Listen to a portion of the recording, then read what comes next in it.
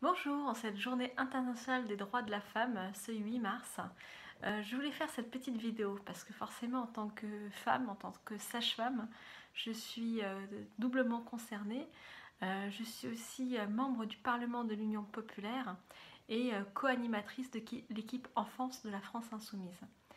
Donc voilà, en tant que sage-femme, il y a forcément le sujet des violences obstétricales que j'aimerais aborder dans un premier temps. Les violences obstétricales qui concernent essentiellement les femmes qui accouchent, mais pas seulement, hein, puisque c'est aussi leur entourage et bien sûr l'un des premiers concernés reste le nouveau-né. Les violences obstétricales qui sont dues pour certaines à des problèmes de formation, à des comportements inacceptables, mais aussi pour beaucoup à le rythme le rythme de travail des professionnels, l'organisation du système de santé, de telle sorte qu'on arrive à de la maltraitance qui est institutionnelle. Et cette maltraitance institutionnelle, dont les femmes vont être les premières victimes, ainsi que les enfants, se retrouve dans tous les secteurs du care, comme dit François Ruffin, avec entre autres aussi dans la petite enfance, avec les crèches qui ont des nombres d'enfants très élevés par rapport au nombre de professionnels, qui fait que les professionnels s'épuisent et ne peuvent pas apporter toute l'attention qu'elles le souhaiteraient aux enfants. Donc c'est une violence pour les enfants, c'est une violence pour les parents et c'est une violence pour les professionnels eux-mêmes qui n'ont pas les moyens de faire correctement leur job. On retrouve cette même souffrance dans les autres domaines, hein, par exemple la protection de l'enfance aussi, qui aujourd'hui n'a pas les moyens de protéger correctement beaucoup. Enfin, la protection est très insuffisante pour beaucoup d'enfants. Il y en a où ça se passe très bien et vraiment le job il est fait, c'est parfait. Mais il y a beaucoup de départements où on demande toujours plus aux professionnels avec toujours moins de moyens. Et on a du coup des taux de suroccupation des foyers aussi qui est énorme et qui peut générer toutes sortes de tensions, etc. Donc voilà, la protection de l'enfance c'est un gros sujet. On voit aussi qu'il y a les violences sexuelles qui concernent aussi les enfants, en particulier les filles. Il faut quand même savoir que 81% des violences sexuelles sont subies avant l'âge de 18 ans. Voilà, des victimes ont moins de 18 ans.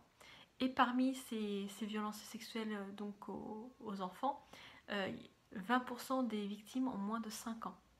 Voilà. Avec toutes les complications que ça comporte sur le dépistage, le recueil de la parole, etc.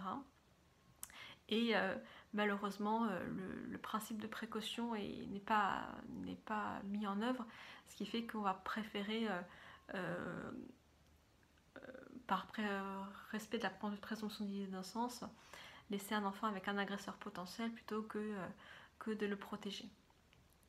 Voilà, donc il y a plein de problématiques, vous voyez, qui lient le droit des femmes et des problématiques autour de l'enfance. C'est pour ça que l'équipe enfance a travaillé avec l'équipe égalité femmes-hommes sur, entre autres, le livret qui vient de sortir aujourd'hui et le livre enfance qui va sortir incessamment sous peu. Parmi nos propositions, vous retrouverez bien sûr le service public de l'enfance qui comporte plusieurs secteurs, dont en particulier le service public de la petite enfance, pour planifier la création de 500 000 places alors, en crèche par le biais de création de crèches, mais aussi en autre mode de garde, en améliorant le statut des assistantes maternelles et donc du coup pour faire revenir à ce métier les professionnels. Il va s'agir aussi pour équilibrer que la garde d'enfants, garde professionnelle d'enfants soit un choix des parents et qui ne soit pas un choix contraint par des raisons financières, ce qui fait qu'on va augmenter la durée du congé maternité et paternité postnatale, pour le fixer à 4 mois obligatoire pour les deux. On pourra prolonger le congé parental et ce dès le premier enfant. Et bien sûr,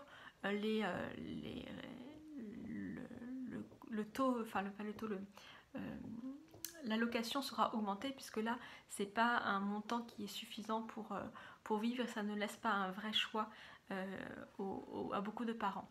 Donc certains ne peuvent pas faire garder leurs enfants parce qu'il n'y a pas assez de place en crèche, et d'autres sont obligés de faire garder leur enfant parce que ils ne peuvent pas s'en sortir avec un seul salaire et l'allocation de complément mode de libre choix de garde.